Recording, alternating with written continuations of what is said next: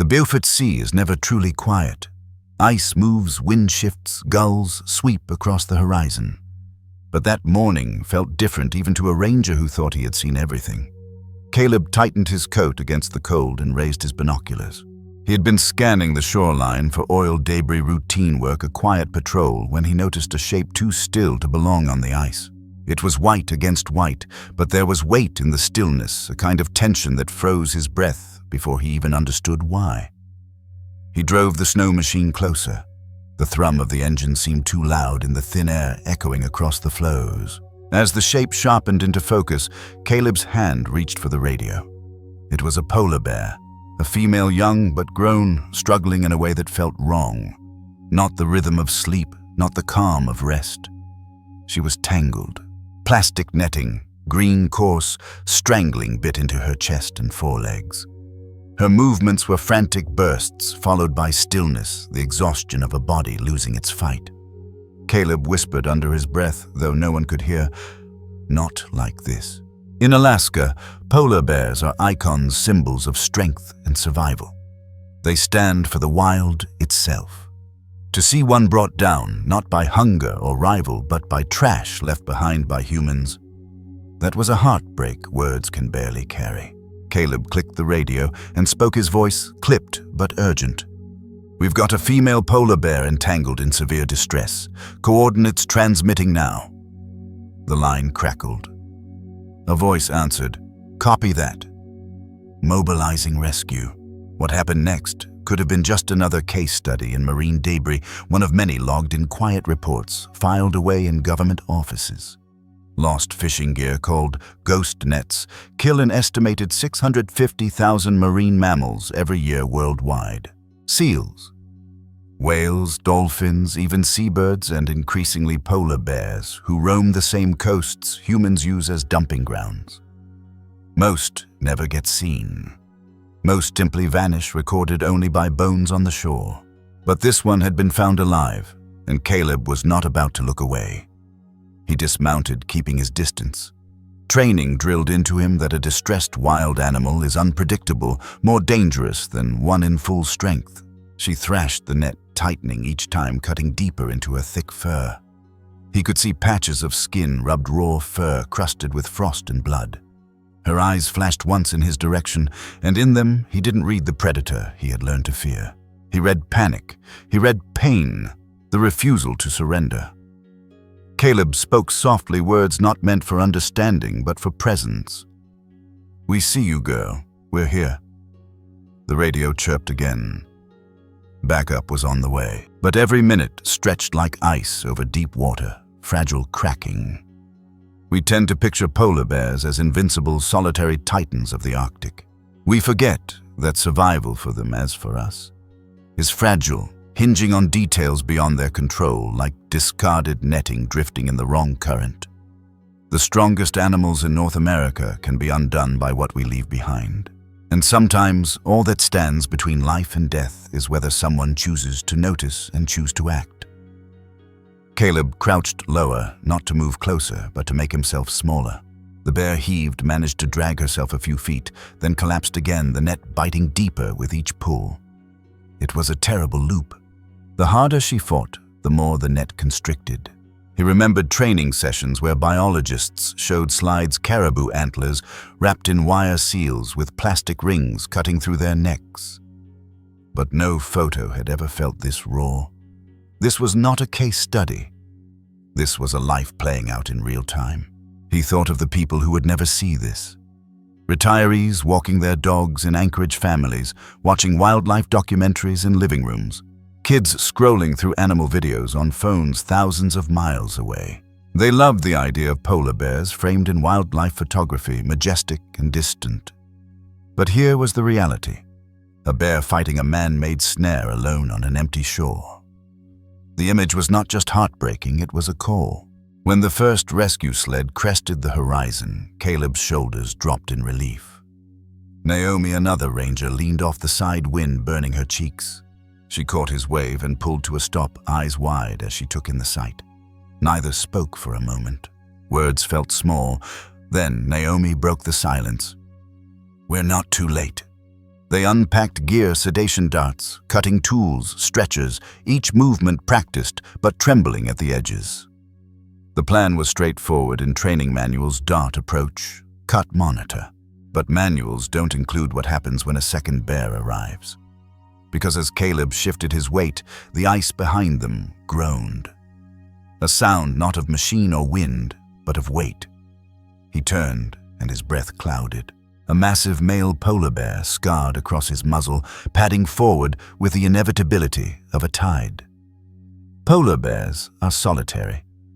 Males often drive females away, sometimes even kill cubs. To have one appear in this moment felt like disaster stacked on disaster. Caleb's instincts screamed retreat, but the female gave a low guttural moan that froze them all. The male stopped. He looked at her, then at the net, then at the humans. The world held its breath. Why would he come now? Why would he stay? Sometimes, wild animals remind us of truths we rarely admit, that bonds can run deeper than instinct, that even among predators there are moments of protection rather than destruction. To witness that is to be reminded that loyalty, courage, and love are not human inventions. They are woven into the very fabric of life, surfacing when least expected. Caleb steadied his hand on the dart gun, unsure if he was aiming at the net, the female, or fate itself. Naomi whispered, "What do we do if he charges?" Caleb didn't answer. Because the next move wasn't theirs. A silent shore, a bear in peril, and another bear arriving to decide the outcome. It is not simply a rescue story. It is the beginning of a question. What if survival in the wild isn't just about strength, but about staying when it matters most? The camera lingers on the ice, the tangled fur, the eyes of two bears that should have been enemies, but in this moment was something else. What happened next would force every ranger on that shore and every viewer watching to reconsider what they thought they knew about polar bears and about devotion in the wild. The female polar bear's chest heaved, each breath a rasping gasp. The green net cut deeper as she pulled every thrash, tightening the noose. Caleb gripped the dart rifle but didn't raise it yet. Training told him, wait for backup control, the angle, never rush sedation. But instinct told him every second mattered. Naomi steadied her gloves on the bolt cutters, her eyes fixed on the bear's paw, where strands had bitten through fur to skin. "She's burning herself out," Naomi said. Caleb nodded. He could see it too. Each desperate pull drained the strength she couldn't afford to lose. This was more than a fight against plastic. It was a battle against instinct. Wild animals don't know to stay still when trapped. They fight until exhaustion, until their bodies give out. That struggle is written into their DNA. For polar bears, that struggle has always been against sea ice hunger and storms. But today, her ancient instincts collided with a modern enemy, ghost gear, a hazard not born from the Arctic, but from human neglect. Caleb's mind flicked to the numbers he'd heard at a wildlife conference. Hundreds of thousands of marine animals die every year from entanglement. Whales wrapped in crab lines, seals strangled by packing straps. Even seabirds are tethered mid-air by floating plastic. He remembered one slide, a photo of a young polar bear, lifeless net fused into its neck. A case from Russia's Chukchi Sea. He never thought he'd see the same scene unfold on U.S. soil. Now here it was alive, pleading without words. The male bear Orion watched from a distance, his massive head swaying side to side. He pawed at the ice, once snorted, then turned his gaze back to Luna. His presence complicated everything. Rangers knew males were unpredictable, dangerous. But there was something about his posture. Broad shoulders, braced ears angled forward that looked less like threat and more like vigilance. Still, Caleb couldn't risk assuming. "If he charges, we'll have to fall back," he whispered. Naomi didn't respond.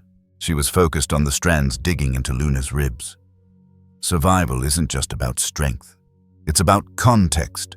You can be the strongest animal in the Arctic, but if the rules change, if a net replaces sea ice, you're fighting the wrong battle with the wrong tools. And that mismatch can kill. Naomi adjusted her stance. "We'll need a clean dart shot," she said. Caleb exhaled, raising the rifle. The dart hissed across the gap, striking high on Luna's shoulder. She jolted, twisted, then sagged against the snow. The sedative would take minutes, but the hardest part had begun approaching with Orion near. The male chuffed low, a sound halfway between warning and reassurance. Caleb froze, then lowered his arms, letting Orion see his empty hands. The bear didn't charge. Instead, he stepped closer to Luna, nudging her side with his snout. We often assume wild animals act only from hunger, fear, or dominance. Yet here was a male bear showing behavior that looked strikingly like loyalty. Scientists call it affiliative behavior, rare, poorly understood, but undeniably real when witnessed. Caleb felt a chill that had nothing to do with the wind. He was watching something no training manual prepared him for. The team worked quickly. Naomi slipped forward, cutters ready. Caleb kept his body sideways, eyes flicking between Orion and Luna.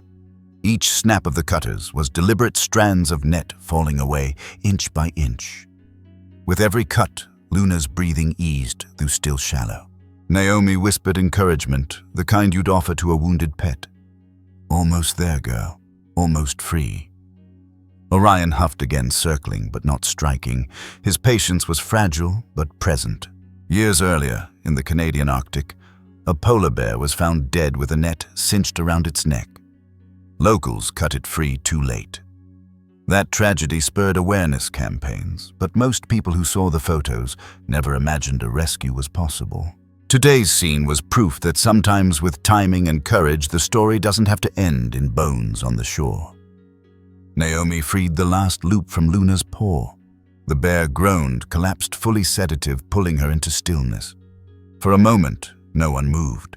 Even the wind stilled, as if holding its breath. Then Orion stepped forward and lowered his head beside hers. He didn't lie down, didn't relax. He simply stood guard, watching the rangers with an intensity that felt almost human. Sometimes rescue isn't just human work. Sometimes nature itself leans in, offering a partnership we don't expect. The rangers brought tools and medicine.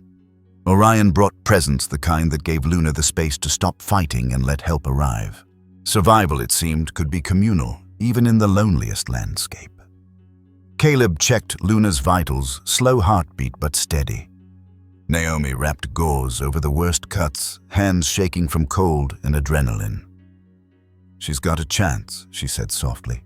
Caleb looked at Orion, towering over them all. "Because he gave her one," Caleb replied. The mystery deepened. Why didn't Orion leave? Why didn't he attack? No biologist could claim certainty. But the evidence was here. Undeniable devotion in the wild can look like this, standing guard over the vulnerable, even when instinct might suggest otherwise. As the team prepared the stretcher, the struggle wasn't over. Transporting a sedated polar bear was no simple feat. They would need sleds, manpower, and constant vigilance. And Orion wasn't moving. He watched as if weighing every gesture. Caleb knew the next hours could decide everything, whether Luna lived, whether Orion trusted, whether humans and wild animals could share this fragile shoreline without bloodshed. The struggle of that morning wasn't just Luna's fight against netting. It was the ranger's struggle against time, Orion's struggle against instinct, and perhaps most of all, humanity's struggle against the consequences of its own carelessness. The net was gone, but the fight was far from over. Because once the tools were packed and the bear lay sedated, a harder question surfaced. How do you save one life with another life refusing to let go? Orion's arrival changed everything. The female polar bear. Luna lay sedated, her chest rising in uneven but steady breaths. Naomi wiped frost from her visor and whispered, "He's not leaving." Caleb gripped the tranquilizer case, half expecting the male to charge. Instead, Orion lowered his head until his nose touched the snow inches from Luna's muzzle. He huffed, not in aggression, but in a low, rhythmic sound that carried strangely across the ice. Rescuers knew this moment could tip either way. Male polar bears are usually solitary. When they encounter females, it's often in the short window of mating season, and even then, the encounters are brief, transactional, sometimes violent. Scientists often warn rangers never assume affiliation where instinct rules. Caleb remembered those words now, but nothing about Orion's stance fit the manual. His paws were planted like a wall, his eyes fixed not on the humans but on the netting scraps still littering the snow. Behavioral soundtrack matters here. The chuffing sound Orion made wasn't random. Biologists recognize it as a contact call, a low repetitive exhale sometimes used between mothers and cubs or occasionally between courting pairs. To hear it from a male beside an injured female was rare, almost unheard of. Naomi glanced at Caleb and mouthed, "He's protecting." Caleb didn't answer. He just adjusted his stance, trying to make his body language as calm as possible. Wild animals, even predators as formidable as polar bears, sometimes display behaviors that fall outside neat categories. Ethologists call them outliers, anomalies that remind us survival isn't just about instinct, but about moments of choice. Orion's choice in that hour was to stand between Luna and everything else. For the rescuers, that meant both protection and peril. The struggle with entanglement had drained Luna. The dart had finally given her stillness, but her body showed the toll, raw patches on her chest, frost streaking her fur where blood had mixed with ice. She needed treatment fast. Yet every time the team inched closer with stretchers, Orion shifted his weight, shoulders tightening. He wasn't charging, but he wasn't allowing them free access either. It was as if he was testing them, deciding whether they were part of the threat or part of the solution. Caleb tried something unusual. He crouched, lowered his head slightly, and set his gloves flat on the snow. It was a gesture of submission he'd learned during wolf studies in Yellowstone, a way to signal non-aggression. Orion's ears flicked his gaze sharp. Then he turned back to Luna, pressing his muzzle gently against her side. It wasn't long or dramatic, just a nudge, enough to stir a shiver of recognition in everyone watching. In 2017, Inuit hunters near Baffin Bay recorded a male polar bear hovering around a den site where a female had been injured. The male didn't attack. He lingered pacing, almost as if guarding. Biologists debated for months whether it was territorial behavior or something else entirely. No consensus emerged, but the footage remains a touchstone for those who study bear psychology. Orion's behavior mirrored that case almost perfectly. Nature isn't bound to our expectations. We box animals into categories, hunter-prey, solitary, dangerous, because it makes us feel secure. But reality is messier. Sometimes the fiercest predators choose to stand still when they could dominate. Sometimes they choose presence over power. Naomi whispered, "He's giving us time." She was right. Orion wasn't retreating, but he wasn't interfering either. That fragile truce allowed Caleb and 2 other rangers to kneel beside Luna, sliding the stretcher beneath her massive frame. Every scrape of metal against ice made Orion grunt, his breath fogging. But he didn't strike. He paced a small arc as if creating a perimeter. We often define loyalty and devotion as human qualities, expressions of culture and morality. But what if they're older than that? What if they're woven into the survival fabric of life itself? Orion's behavior suggested something primal, yet familiar. The instinct to guard another being, not for territory, not for food, but because leaving would mean abandoning more than safety. The team cut away the last of the net, securing Luna's legs with padding. Caleb motioned for silence. The sleds were ready. They would have to drag her across the ice to the waiting transport. That was when Orion did something no one expected. He walked beside them step for step as they pulled Luna forward. He didn't touch her. He didn't interfere.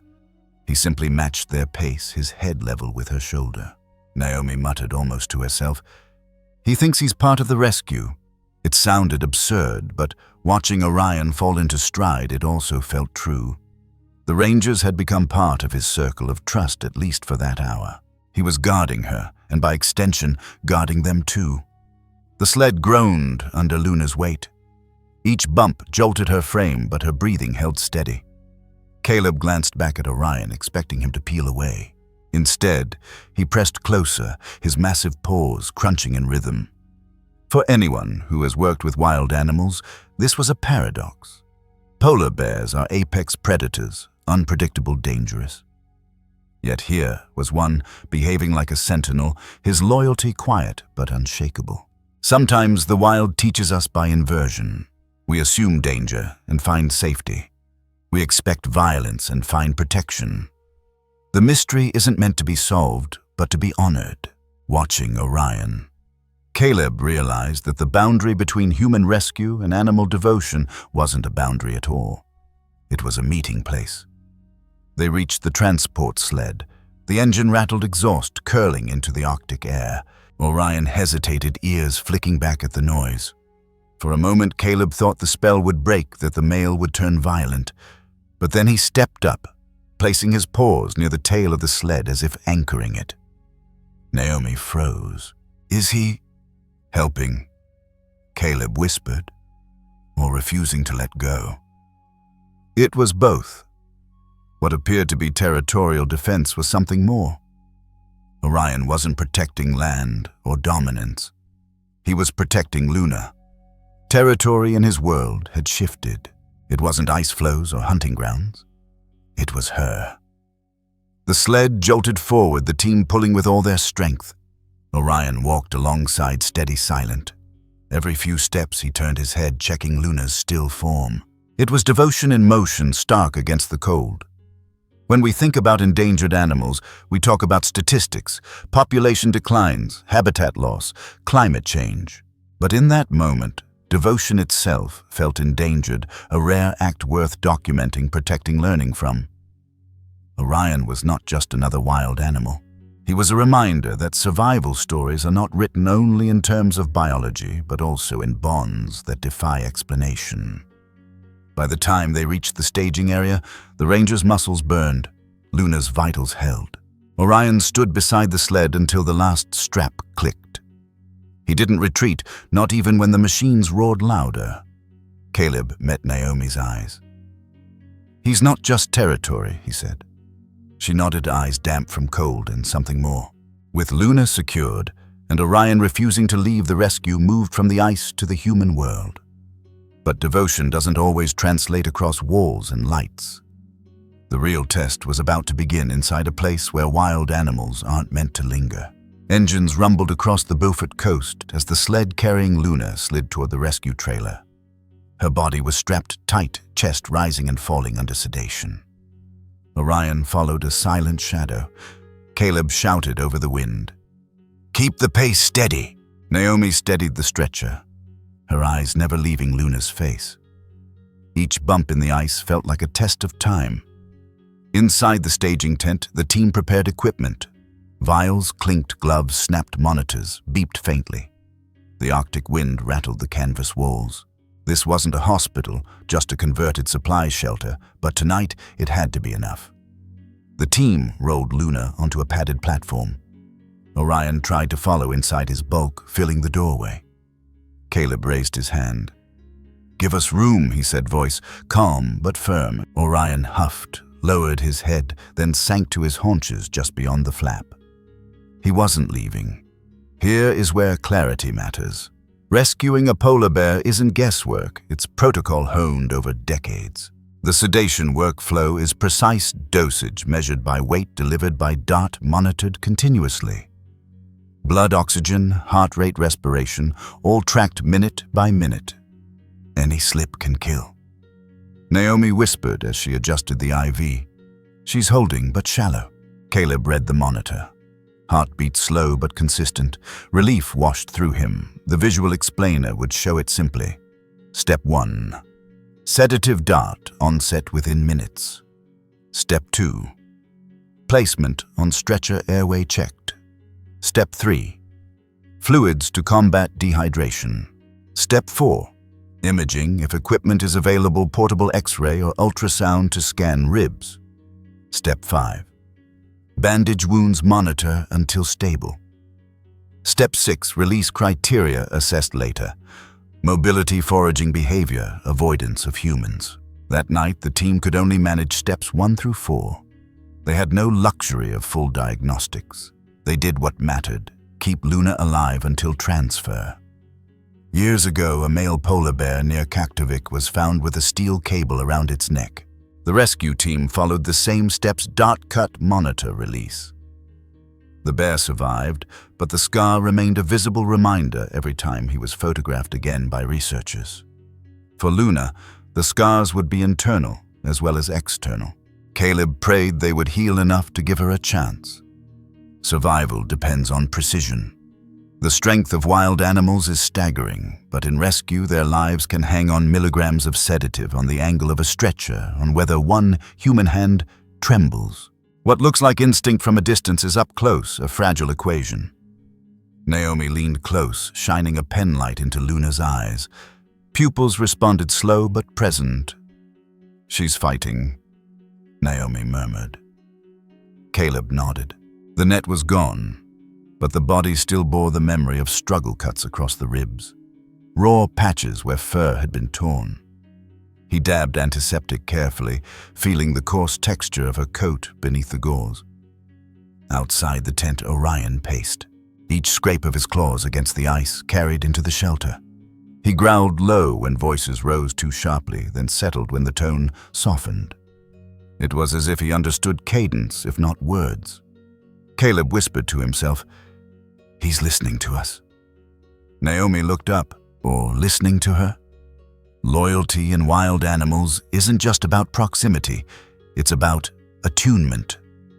Orion's pacing mirrored the rhythm of Luna's breathing. When her breaths steadied, he lay still. When they hitched, he rose. The synchronization was uncanny. Whether instinct or devotion, it was real, and it shaped every choice the rescuers made. Hours blurred, monitors beeped, fluids dripped, the wind howled outside. Caleb wrote down vitals in shaky handwriting. 42 breaths per minute. Pulse at 55, holding. He thought of the people who might watch this someday. Not just scientists, but viewers, far away retirees in small towns. Families at dinner tables. Children who believed polar bears only lived in wildlife documentaries. They would see charts and numbers, but they wouldn't know the weight of each second. He wished they could feel it, if only for a moment, the weight of a life on a thin line. The Alaska Zoo had once treated a young polar bear cub, rescued after its mother was shot illegally. That cub survived because the team kept watch for 72 straight hours, rotating in shifts. Devotion in rescue is measured in sleeplessness and silence. Tonight felt the same. Wildlife rescue isn't about heroics. It's about endurance, matching the animal's fight with human steadiness. Every bandage, every chart, every breath counted and recounted. Orion shifted again, his growl vibrating through the ground. Naomi set down her tools. "We can't keep him outside forever." Caleb glanced at the flap. The idea of letting a full-grown male polar bear into a makeshift clinic was absurd, but the alternative, ignoring his devotion, felt wrong. "Open it halfway," Caleb said. Naomi hesitated, then pulled the flap. Cold rushed in, and with it, Orion's enormous frame. He didn't lunge. He didn't roar. He simply walked to Luna's side, lowered himself onto the ice floor, and rested his head on his paws. His eyes never left her. Silence filled the tent, broken only by the monitor's beeps. For the first time that night, Caleb allowed himself to breathe. Orion wasn't a threat. He was part of the rescue. Why did he accept the human so easily? Was it coincidence, the timing of sedation, the smell of antiseptic masking their presence, or was it something else, a recognition that they too were guarding her? Science doesn't give answers for everything. Sometimes the truth is felt, not measured. As dawn edged the horizon, Luna stirred faintly. A groan, soft but clear. Orion lifted his head instantly, ears pricked. Caleb leaned close, checking vitals. Pupils, reactive pulse steady. "She's coming back," he said quietly. Naomi smiled behind her mask. Orion gave a single chuff, warm breath misting the air. It was the sound of relief, ancient and universal. In a place built on competition and survival, cooperation had surfaced. The rescuers had their role, Orion his, and together they had carved out a fragile victory. Not because instinct demanded it, but because loyalty, whether human or animal, had held the line. Sometimes survival isn't about fighting harder. It's about waiting, guarding, standing still long enough for healing to begin. By the time the second transport team arrived to move Luna to a larger wildlife rescue facility, Orion had not left her side. Rangers debated protocols, shuffled, but the answer was clear. Wherever Luna went, he would follow. The sled doors opened. The team strapped Luna again, securing padding for the long ride.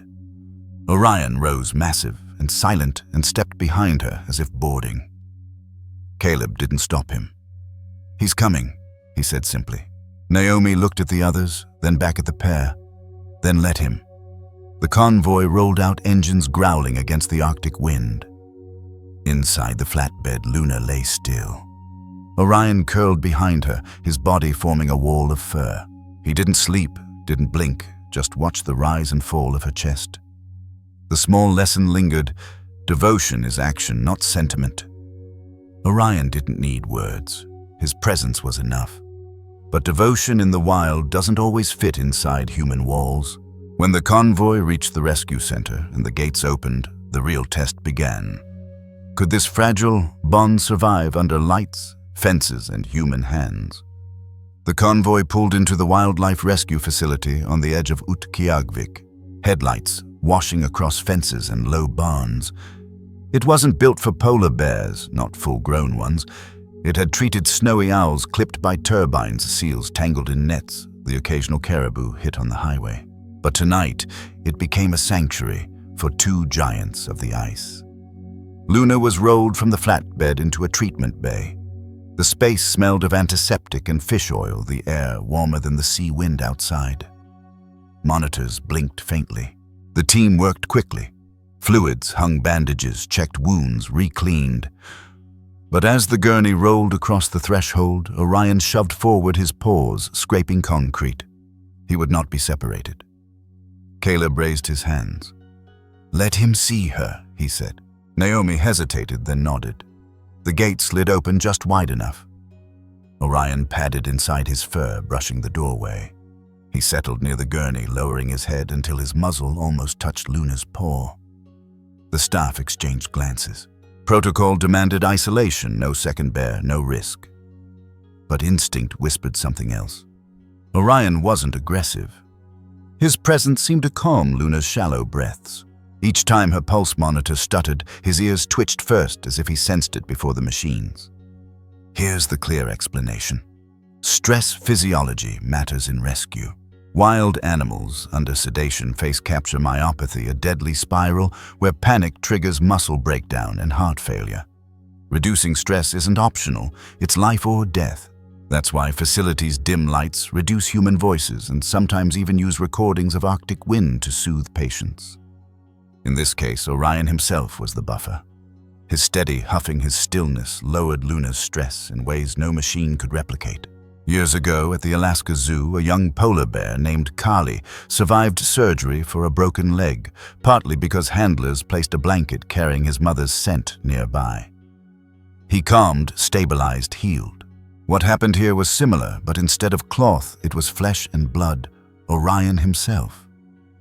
Naomi whispered to Caleb, "He's doing what we can't." Caleb nodded. He's giving her reason. Healing is never just physical. It's relational. Just as humans recover faster when family sits by their side, animals too can draw strength from presence. What we dismiss as sentiment is in fact survival strategy. Orion's vigil stretched into hours. Staff rotated recording vitals, adjusting IV drips. Orion never slept. Each time someone touched Luna, he raised his head, eyes fixed, but he didn't strike. He seemed to measure intent, then lower himself again when he understood. Caleb wrote in the logbook, unprecedented. Male polar bear showing sustained affiliative guarding of female. Behavior is cooperative, not aggressive. Captivity is supposed to sever bonds. Wild animals lose instinct under human care, forgetting the cues that guide them outside. But Orion's devotion sharpened in captivity. He became more focused, more deliberate, as if walls only intensified his role. Instead of pacing with frustration, he matched his rhythm to hers. If Luna shifted, he shifted. If she groaned, he pressed closer. Their synchrony was undeniable. For the staff, it was a paradox. They were trained to minimize human imprinting to keep rescues wild enough for release. Yet they were witnessing a bond that didn't come from humans at all. It was between bears, ancient and unexplainable, unfolding under fluorescent lights. The facility grew quiet at night. Machines beeped, snow tapped against tin siding. Orion exhaled in steady bursts. Caleb walked past the bay at 2 a.m. and paused. Luna stirred, faintly, eyes flicking open for seconds before closing again. Orion leaned close, nose brushing her paw. She sighed, the kind of sound that comes when fear loosens its grip. Caleb scribbled in his notes, "She rests because he is here." The example from human rescue echoed in Caleb's mind. In hospitals, studies show patients recover faster when loved ones stay nearby, when they feel the presence even during sleep. The parallels weren't lost on anyone. One ranger whispered, "It's like he knows visiting hours don't exist." Loyalty isn't only human currency. It crosses species, it shapes survival. And sometimes it shows itself clearest in captivity, where choice narrows and devotion stands stark. Yet captivity held risks. The longer Orion stayed, the more he refused food. Staff worried. Stress could weaken him too. Dr. Evelyn Grant spoke in the morning meeting. "He's under strain. If we push him out, he'll fight. If we keep him in, he could collapse. Either way, the bond is writing new rules we don't know how to follow." Not all rescue stories have neat categories. Sometimes devotion itself becomes the complication. Orion's refusal to leave was both saving Luna and endangering himself. Rescue wasn't linear. It was layered with choices that had no guidebook. One evening, power flickered. Lights dimmed, machines beeped erratically. Orion rose instantly, pacing, growling low. Staff froze, afraid panic would break the fragile truce. But then Luna groaned, weak but clear. Orion stopped, turned and lowered his head until it rested near her shoulder. The growls faded, the room stilled. He had anchored himself not to the machines, but to her. Was it instinct, devotion, recognition? Science didn't offer clear answers. What mattered was visible, two lives tied so tightly that one anchored the other through fear. By the 5th day, Luna's breathing steadied. Her wounds showed signs of closing. She lifted her head briefly, eyes meeting Orion's. The look lasted only seconds, but everyone watching felt it. It wasn't relief, not entirely. It was recognition, acknowledgement of a presence that had refused to leave. Captivity can reveal truths the wild hides. In the open, loyalty may be masked by distance, by instinct, by competition. But in a bay with 4 walls, it was undeniable. Orion's vigil was not survival of the fittest. It was survival of the devoted. Caleb leaned against the door frame one night and whispered to Naomi, "We thought we were rescuing one bear. Turns out we're rescuing 2. Naomi nodded. And maybe they're rescuing each other. The fresh perspective circles back to the audience. When we think of animal sanctuaries or wildlife rescue, we imagine humans providing food, shelter, medicine. But sometimes the greatest act of sanctuary comes from one animal for another. Humans provide the tools. Animals provide the bond. And together, healing becomes possible. Days blurred into nights. Staff recorded every interaction, every sound. Orion's chuffing Luna's sighs, the way their rhythms aligned. Data sheets filled with numbers, but none could capture the mystery of devotion that glowed in that bay. And so the transition forms naturally. Healing in captivity raised new questions the staff could no longer ignore. What would happen when the doors opened again? Would Orion follow? Would Luna walk without him? Could devotion forged under walls survive when the horizon stretched back to infinity? The clinic had kept them alive. But beyond its walls lay the sea ice, the storms and choices no human could script. The world would soon test whether their bond belonged only to captivity or to the wild itself. News doesn't move slowly anymore. By the end of the first week, the story of 2 polar bears in an Alaskan rescue center had already slipped beyond the walls of Utqiagvik and into the world. A volunteer snapped a photograph, Luna sedated on a gurney, Orion curled protectively at her side. Within hours, it was online. By the next day, thousands had shared it. Devoted male polar bear refuses to leave injured female. Headlines traveled faster than the Arctic wind. The image touched something deep. Families in suburban kitchens whispered over their tablets. Retirees in small towns wrote comments about loyalty and love. Wildlife enthusiasts compared it to old footage of wolves guarding packmates. For an audience used to wildlife photography showing power and solitude, this glimpse of tenderness was shocking. The video clips carried not just awe, but yearning, the desire to believe that even in the harshest landscapes, devotion still thrived. Inside the center, the mood was less simple. Virality is a double-edged blade. Caleb knew it from Yellowstone, where bear jams clogged roads every summer, tourists swarming with cameras desperate for their own piece of wonder. Here in the Arctic, distance might prevent crowds, but attention itself carried risk. Poachers read the same headlines. Location details even hinted could draw danger. Rangers cut off GPS feeds from the area and reminded staff never post exact coordinates. Here is the explanation viewers rarely get. Media exposure can help raising funds for wildlife rescue, fueling public support for conservation, but it can also harm. Too much detail, too much access can bring unintended threats. That's why most sanctuaries blur background landmarks in released images and why they delay announcements until animals are safe. Virality saves, but it also endangers. Meanwhile, Orion's vigil stretched longer than anyone thought possible. Day after day, he refused food. Fish fillets were placed near his paws. Seals sourced from the marine supply freezer were laid in shallow trays. He ignored them all. Instead, he pressed his muzzle close to Luna's cage, chuffing whenever she stirred. His ribs began to show beneath his thick fur. Naomi worried aloud, his devotion is turning into starvation. An example made the staff's concern sharper. Years earlier in Canada, a male polar bear had lingered near a female injured in a fight. He refused to leave her skipped hunting opportunities and within weeks was found dead of starvation. Biologists noted it as an anomaly, an outlier in behavior. Now, Orion's refusal to eat carried the same shadow. Devotion could kill as surely as nets or bullets. Even virtues carry edges. Loyalty is powerful, but unchecked, it can consume. Orion's vigil was saving Luna's spirit, but risking his body. Caleb said it quietly in a staff meeting. "We're trying to rescue 2 bears, but right now we're losing 1. The team debated.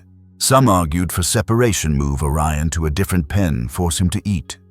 Others warned it would undo Luna's fragile calm. Dr. Evelyn Grant pressed her hands against the table, voice steady. "He's writing new rules. We don't know if separating them saves or destroys." Silence followed. There was no manual for devotion. Here's the fresh perspective. Conservation work often speaks in numbers, populations, ranges, and climate models. But on the ground, it is about choices made in silence, choices with no precedent. Sometimes the hardest part of rescue isn't science, it's the ethics of love. Outside the center, the storm of attention swirled louder. Commentators on television speculated about polar bear soulmates. Bloggers spun metaphors about loyalty in the frozen north. Some demanded updates every day. Others accused the center of exploiting the bears. The noise grew, but inside the reality remained stark, 2 lives on parallel edges, one healing and unraveling. Caleb watched Orion pace at dawn. His steps had slowed, heavy with fatigue. Each time Luna shifted, he rose though his legs trembled. Caleb whispered through the bars, "You need to eat, boy." Orion turned, eyes dark but unflinching, then lowered himself again beside Luna. The message was clear. Not until she stands. The mystery deepened. Was this instinct warped by captivity? A relic of mating behavior stretched too long, or something less explainable? Devotion beyond survival logic. The staff stopped asking out loud. They simply bore witness. Then came the night the power failed. A windstorm roared across the coast, toppling lines. The generators sputtered before catching. Lights flickered, alarms blared. Luna jolted awake, groaning panic surging through her weak frame. Orion leapt to his feet, roaring so loud the rafters shook. Staff froze, afraid this was the breaking point. But as Luna whimpered, Orion's rage dissolved into stillness. He pressed against her cage nose to her fur, and the groans quieted. Machines steadied. The danger passed.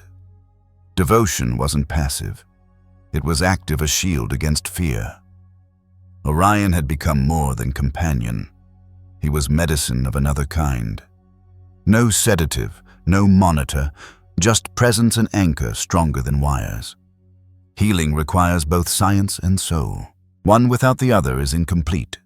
Humans can stitch wounds, regulate fluids, guard against infection, but sometimes survival demands something beyond our reach. Loyalty, connection, presence. By the 10th day, Luna's progress was undeniable. Her breathing steadied, wounds closed. She managed to lift her head for minutes at a time.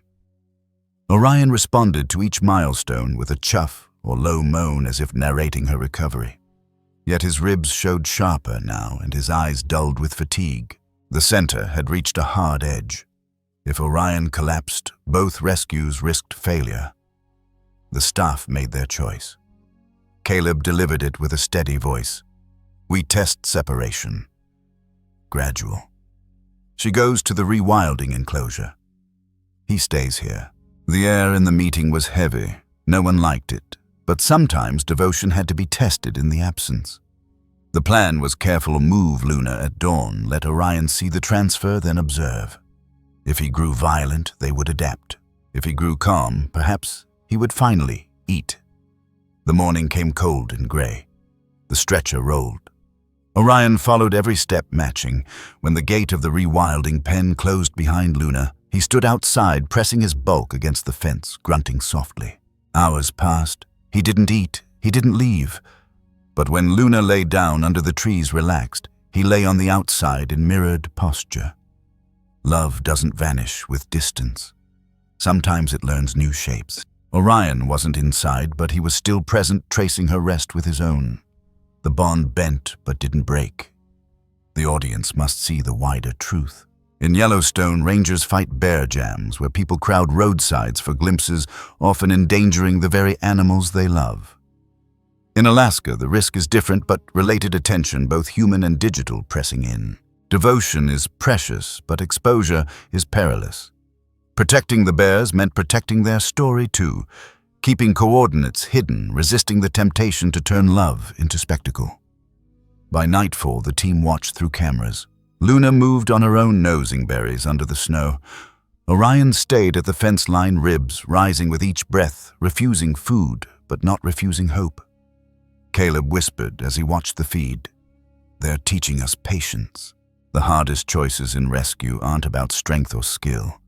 They're about timing. Knowing when to step back, when to allow devotion space to grow or change. Knowing that sometimes the best help is absence. The world outside wanted updates, headlines, declarations of miracle love. But inside the Arctic night, the truth was simpler. 2 bears were writing their own rules, and the rescuers were learning to follow. But devotion cannot live behind fences forever. The day was coming when gates would open, when ice and wind would replace walls. And then the question none of them dared ask would demand an answer. Could loyalty survive? The wild snow fell in soft spirals as the team prepared the gates of the rewilding enclosure. Luna had grown stronger, walking with steadier steps, nosing through snow for berries, even pawing at blocks of ice as if testing her weight again. Orion had waited outside her pen for days, ribs sharp against his fur, eyes following every move. The decision could no longer wait. If both bears were to live, the doors had to open. Caleb spoke quietly to Naomi as they stood by the fence. She's ready, and he has to learn the wild again, not just this fence line. Naomi nodded, though her jaw was tight. None of them wanted to separate devotion from survival, but the Arctic doesn't negotiate with emotion. The team planned carefully. First, Luna would be led into a larger holding field, rich with snowdrifts, shrubs, and frozen streams, space to stretch forage. Remember what it meant to be wild. Orion would remain behind the barrier, monitored, coaxed with food. If both adjusted, the final gate would open, leading to the vast expanse of tundra and sea ice beyond. Here's the explanation the audience rarely hears. Wildlife rescue centers cannot keep adult polar bears permanently. They are apex predators, requiring miles of territory hunting skills and seasonal movement tied to sea ice. Keeping them captive too long erodes instincts, creates dependency, and risks permanent loss of survival ability. That's why rewilding exists, transitional spaces where bears can relearn independence under human watch before true release. At dawn, the gate clanged open. Luna stepped out first, hesitant, her nose twitching at the scent of wind off the bay. She limped slightly but pressed forward, paws crunching fresh snow. Orion pressed against the opposite side of the fence, chuffing low, pacing every step she took. For hours he stayed grunting, lying against the bars, refusing food. An example sharpened the moment. Years earlier, in Churchill, Manitoba, a female polar bear rescued from a trash entanglement had been rewilded alone. She succeeded regaining weight, hunting seals later seen with cubs. But others failed. One male kept too long in captivity, lost his foraging skills, and starved weeks after release. The balance was delicate, unforgiving. For Luna and Orion, success depended on both strength and separation. Devotion is powerful, but independence is necessary.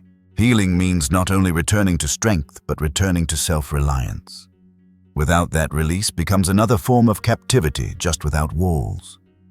Through cameras, staff observed. Luna explored deeper, rolling briefly in snow, scattering it over her healing scars. Orion mirrored her outside, sometimes pressing his head to the bars, sometimes pacing. For 2 days, neither broke pattern. Then, on the third morning, Orion did not appear at the fence. Caleb scanned the monitors, uneasy.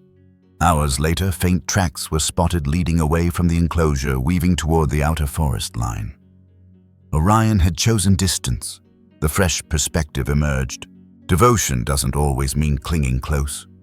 Sometimes it means stepping back, trusting the other to walk alone. Orion's retreat wasn't abandonment. It was a shift from guarding to waiting, from constant presence to quiet faith. That same evening, the final gate opened. Luna hesitated only a moment before stepping into the open wild. She moved slowly, her limp still visible, but her head was high. Her collar pinged on the monitors, tracing each careful step. Behind her, Orion's tracks paralleled, close but not overlapping. It was as if they were walking a dance of distance, separate yet aligned. Here's the broader context.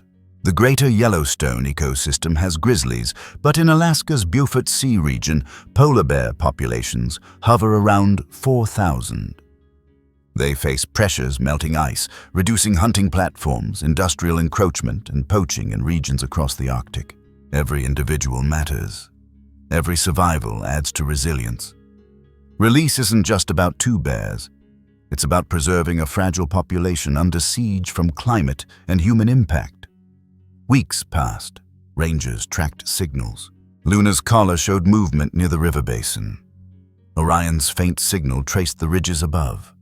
They drew arcs of near contact like orbiting stars, never colliding but never far apart. Then one day, Ranger Naomi spotted them with her own eyes. Through binoculars, she saw Luna resting in a snowy meadow, Orion standing watch a dozen paces away. She whispered into the radio.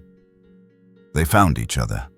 Devotion had survived rewilding, not by breaking protocols, not by clinging to walls, but by adapting to distance, by choosing the wild together. Yet the Arctic holds peril even beyond ice and hunger. Poachers had resurfaced in whispers, snares, found on the edges of known migration corridors, collars, shredded bloodstains in snow. Caleb felt a familiar chill as he hiked patrol lines, scanning for traps. It was only a matter of time before Devotion faced its darkest test. One morning, Luna's collar pinged frantic pacing near a ravine. She wasn't moving on. Rangers followed the signal.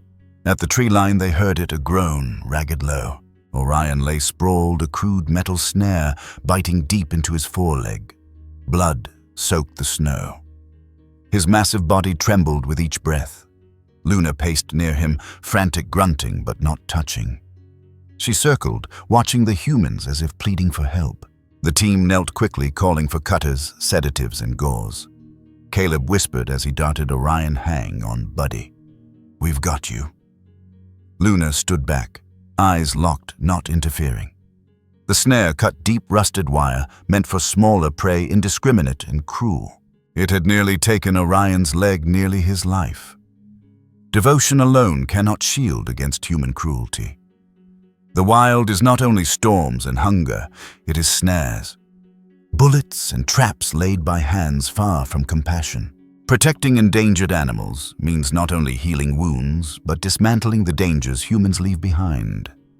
An anti-poaching PSA formed naturally. Snares are cheap, deadly, and illegal across most of the US. They kill without discrimination, maiming bears, wolves, lynx. Reporting them saves lives. Hotlines exist for hunters and hikers who find traps.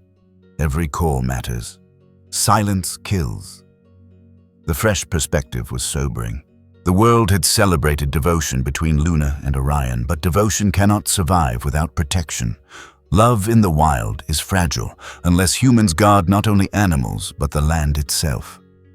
Back at the center, Orion was stabilized, stitches, fluids, antibiotics. His limp would remain, but he lived. Through the window, Luna paced, chuffing low, waiting for him to rise. When he finally stood shaky but upright, she settled. Their bond had bent again, tested by steel but not broken. Caleb leaned against the barn wall, exhausted. "They keep surviving things they were never meant to face," he said. Naomi nodded. "Because they won't let go of each other." The mystery deepened once more. Was Orion's devotion born of instinct, accident, or something we still struggle to name? Science hesitates, but hearts know it is loyalty, written in silence, proven in scars. They had been rescued twice, once from plastic, once from steel. But survival is not measured only in wounds healed. It is measured in what endures beyond scars. And as the gates opened once more, the question lingered. Could family exist in the wild without words, only in the act of staying? The final gate swung open under a pale Arctic sun. Wind carried the salt of the Beaufort Sea and the ice cracked faintly along the shoreline. Luna stepped first, cautious but steady, her limp less pronounced now. Orion followed his gait, uneven from the wound that would never fully heal, but his frame still imposing, his eyes clear. Together they crossed the threshold where fences ended and the horizon began. The team stood back silent. No applause, no shouts. Just the sound of two polar bears returning to what was always theirs. Caleb whispered, "Take care of each other," though he knew they needed no reminder. Here is the explanation viewers rarely hear. Release isn't a curtain drop where the story ends. It's the most fragile chapter. The first 72 hours decide whether rehabilitation holds. Bears must forage, avoid humans, test mobility, and find rhythm again. Collars provide pings, faint signals across ice and tundra. Rangers triangulate positions without ever closing distance, ensuring wildness is preserved. It's not about watching closely. It's about trusting from afar. Weeks later, those signals traced arcs across the coast. Luna traveled toward frozen inlets, sniffing for seal dens. Orion's pings lingered near, never directly overlapping, but always close. Like parallel sentences in the same story, their paths bent toward one another. Then came the moment cameras caught what data couldn't. A drone sweeping the tundra spotted Luna lying in sunlight on a snowfield, her scars visible but healing. A dozen yards away, Orion stood still, head lifted against the wind, watching her with the same quiet loyalty that had defined every stage of their journey. An example helped frame it. In 2013, a rehabilitated polar bear released in Svalbard survived because of her bond with another bear spotted weeks later. The pair hunted side by side, an anomaly for such solitary animals. Biologists admitted they had no explanation. Sometimes bonds defy models, reminding us that survival includes more than hunger and ice. Strength is not only about muscle or speed. Strength is endurance, devotion, and presence. Even among wild animals, where competition is law, moments of loyalty shine through like cracks of light on endless ice. Luna and Orion survived not just because of medicine, but because of each other. Knowledge matters too. Polar bears face shrinking sea ice, forcing longer swims, greater energy loss, and higher cub mortality. They number only a few thousand in U.S. Arctic waters. Entanglement, poaching, industrial encroachment all compound the threat. Each survival story is not just individual but symbolic. Every life saved is resistance against decline. Every act of loyalty witnessed is proof that these animals are more than statistics, they are stories worth carrying forward. Emotion runs deeper. Think of Orion pacing beside Luna in the clinic, ribs showing but never stepping away. Think of Luna standing over him when the snare bit his leg, refusing to leave as humans rushed in. These are not just scenes of wildlife rescue.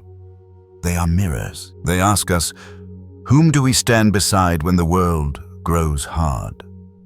What weight do we carry for another when walking away would be easier? Family in the wild doesn't always look like bloodlines. Sometimes it looks like a male polar bear waiting through hunger, a female pressing forward despite pain. Two beings refusing to abandon each other in a landscape built for solitude. And if family can exist in silence on Arctic ice, maybe our own definitions are too narrow. Maybe devotion is more universal than we admit. As months passed, hikers reported glimpses two white forms near a lake side by side at dusk. Rangers confirmed tracks, one heavy stride, one limping but firm. Always parallel, always close. The bond had endured storms, fences, and scars. It had become its own kind of sanctuary. And so we turn the question outward, watching Luna and Orion. We're reminded that resilience is not only survival of the fittest, it is survival of the devoted. In our own lives, who do we guard when their strength falters? Whose breath do we listen for in the quiet hours? Devotion is not weakness. It is the fiercest strength we can offer. If this story has stirred something in you, carry it forward. Share it not only as a wildlife video, but as a reminder of what endurance and loyalty look like in action. Let the images of these polar bears stay with you the next time you feel alone. The next time you think strength means standing by yourself. Reflect for a moment. Who in your life needs you to stay even in silence? Who do you need to stand beside no matter the scars, no matter the storms? That's the real question Luna and Orion leave behind. And now a gentle invitation. If you believe stories like this matter, if you want to see more wildlife rescue, more rare animals given a chance to heal, more wild animal stories that show us the truth behind the Arctic wind, then join us. Subscribe to this channel, like this video. Share it with someone who believes that love, loyalty, and resilience exist far beyond human words. Because devotion in the wild is fragile, but together we can make sure it is never forgotten.